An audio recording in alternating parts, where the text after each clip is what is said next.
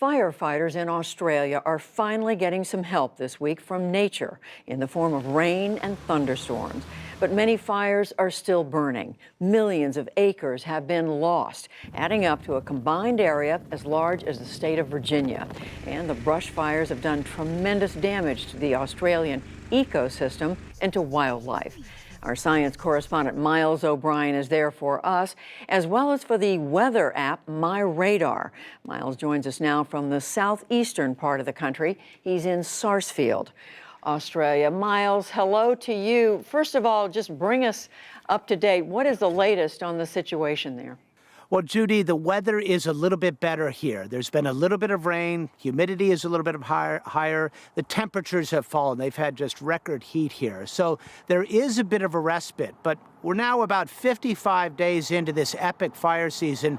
It's by no means over. There are 17 fires still uncontained here in the state of Victoria, where I'm standing. Just to the north in New South Wales, another 30 fires. And that's just two sections of southeast Australia. There are fires all across this country.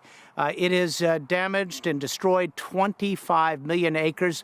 Just look at the scene here, Judy. It's almost like I'm standing at the bottom of a barbecue at the end of a night.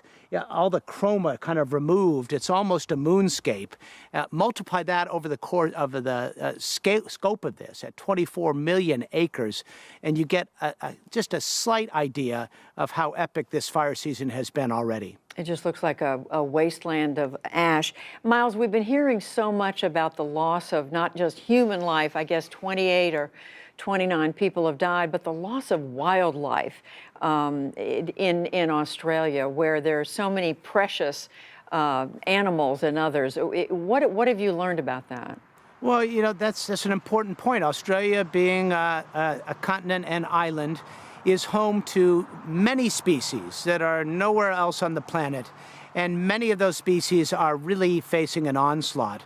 We've seen just those gut-wrenching pictures of some of these marsupials. Koalas in particular are very vulnerable in this case. They're very slow moving. They're very finicky eaters. When a fire comes through the forest, what's their natural instinct to do? They climb up a tree. That's not a good place to be. By some estimates, 30% of the koala population in this country may have already been killed. One scientist in Sydney ventured to guess that there might be 1 billion animals killed already. That's a difficult number to verify, obviously, and this is a very dynamic situation. But the scientists I've talked to remind us that you have to remember what we're dealing with right now is just the beginning. After all, these animals have to come back to this.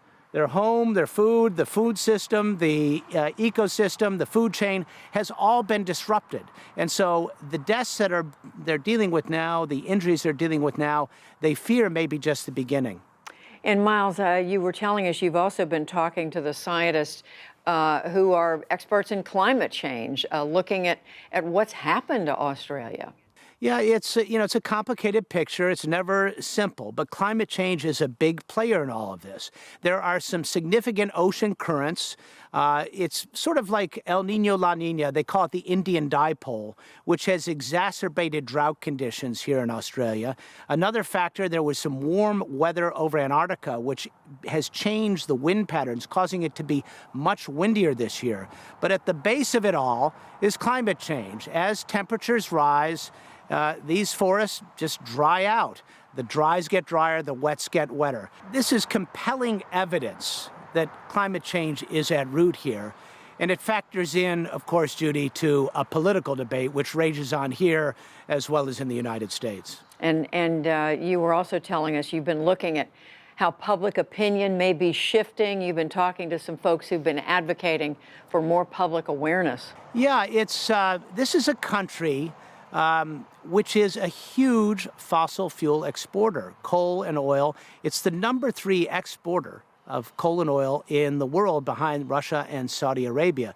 So when you talk about climate change, it immediately gets into a conversation about jobs and the economy. And so this is a country where the political leadership, the prime minister has been a climate denier, moving in toward climate skepticism.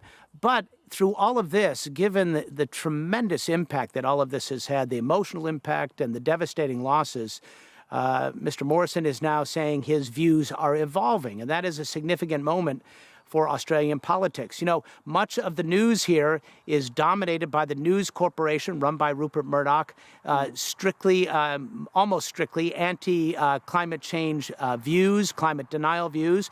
But even that is changing. Some of the tabloids are starting to address this issue.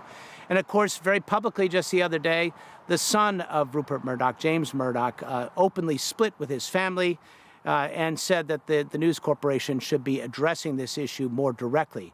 On top of all of this, what is troubling, Judy, is this is really just the beginning of the traditional fire season here. February and March are often times where the real fires begin. Miles O'Brien reporting from Victoria State in Australia. So hard to believe that until you see it up close like this. Thank you, Miles. You're welcome, Judy.